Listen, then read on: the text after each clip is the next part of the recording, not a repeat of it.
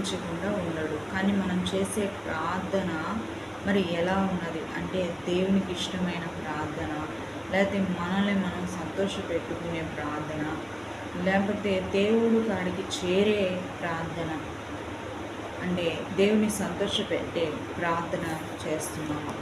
మరి ఈరోజు చాలామంది ప్రార్థిస్తారు, ఎందరో ప్రార్థిస్తారు. మరి ప్రార్థన గురించి మరి మత్తయి సువార్తలో రాసింది, అన్ని జనుల్లాగా మనం ప్రార్థించకూడదంట. మరి దేవునికి ఏది ఇష్టమో, దేవుడిని ఏది సంతోషం పరిచిద్దో, దేవుడు మనకి ఏది శ్రేష్టమైనదో ఖచ్చితంగా ఆయనకి తెలుసు. ఆయన మనకి సహాయం చేయడానికే ఆయన ఎప్పుడు మన కొరకు ఎదురు చూస్తూ ఉంటారు. ఈరోజు నువ్వు చేస్తున్న ప్రార్థన దేవుడు వింటున్నాడా? వినే ప్రార్థనలాగా నువ్వు ప్రార్థిస్తున్నావా? లేకపోతే నిన్ను నువ్వు సంతోషపరిచేలాగా, లేకపోతే దేవునికి గాయపరిచేలాగా, అంటే దేవునికి ఇష్టం లేని భక్తి మనం ఎంత చేసినా ఎంత ప్రార్థించినా వ్యర్థమే కదా. దేవునికి ఇష్టమైన భక్తి, దేవునికి ఇష్టమైన ప్రార్థన మనం చేసినప్పుడే మనకు ఉపయోగం కలిగిద్ది, దేవునికి సంతోషం కలిగిద్ది అన్నమాట. ఈరోజు నువ్వు ఎలా ఉంది నీ పరిస్థితి, ఎలా నువ్వు దేవుణ్ణి సంతోషపరచగలుగుతున్నావు? దేవుడు నిన్ను ఎంతగానో మరి ఉన్నత స్థితిలో నిన్ను ఉంచాలనుకుంటున్నాడు, నిన్ను ఆశీర్వదించాలనుకుంటున్నాడు. మరి ఒక మోషేలాగా, ఒక యాకోబులాగా, ఒక అబ్రహాములాగా, మరి ఒక ఎస్తేరులాగా దేవుడు నిన్ను మంచిగా దీవించాలని, ఆశీర్వదించాలని మన పితరులు ఎంతోమంది ఉన్నారు. వాళ్ళందరిలాగా నువ్వు ఉన్నత స్థితిలో ఆశీర్వదించాలని దేవుడు కోరుకుంటూ ఉన్నాడు. మరి కోరుకున్నప్పుడు నువ్వు దేవునికి ఇష్టంగా నువ్వు నడచగలుగుతున్నావా? దేవునికి ఇష్టంగా నువ్వు నీ నడవడిని మార్చుకోగలుగుతున్నావా? దేవుడు నిన్ను ఈరోజు అడుగుతున్నాడు, నువ్వు నా ఇష్టంగా నడుస్తే నేను నీ ఇష్టంగా ఉంటాను అంటున్నాడు దేవుడు. నిజంగా దేవుని కొరకు మనం ఒక్క అడుగేస్తే దేవుడు మన కొరకు ఎన్నో అడుగులు వేస్తాడు, మనకి ఎంతో సహాయం దేవుడు చేస్తాడు తెలుసా. మరి ఈరోజు నీవు దేవునికి ఇష్టమైన ప్రార్థన చేయగలుగుతున్నావా? దేవుడు ఈరోజు నిన్ను అడుగుతూ ఉన్నాడు. అన్ని జనుల వలె అది కావాలి ఇది కావాలని అడుగుతున్నావా?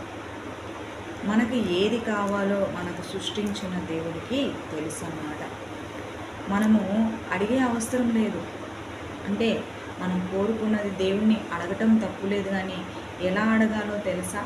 అయ్యా నీ చిత్తం అయితే నాకు ఇది కావాలి, నీకు ఇష్టమైతే నాకు ఇది కావాలి అన్నప్పుడు దేవుడు చాలా సంతోషపడి నాకు ఎంతో విధేయత ఇచ్చాడని వెంటనే దేవుడు ఇస్తాడు. అంతేగాని నువ్వు నాకు ఇది ఇచ్చేయాల్సిందే, నాకు తెలీదు, నాకెందుకు ఇవ్వు అని దేవుణ్ణి బెదిరించే ప్రార్థన, దేవునికి గాయపరిచే ప్రార్థన ఎలా మనల్ని సంతోషపరిచేది? దేవుణ్ణి గాయపరచకూడదు కదా. అయ్యా నీ చిత్తమైతే నేను అది పొందుకునే అర్హత నాకుంటే, నీకు ఇష్టమైతే నాకు ఇయ్యా అని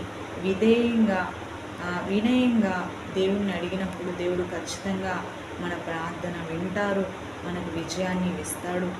ఖచ్చితంగా నిన్ను ఏదించే శ్రమ ఏదైనా సరే, నిన్ను కుంగదీసే శ్రమ ఏదైనా సరే, నిన్ను బాధ పెట్టే బాధ ఏదైనా సరే దేవుడు తొలగించి దేవుడు నీకు విజయాన్ని ఇస్తాడు, నిన్ను గెలిపిస్తాడు, నీకు తోడై ఉంటాడనమాట దేవుడు.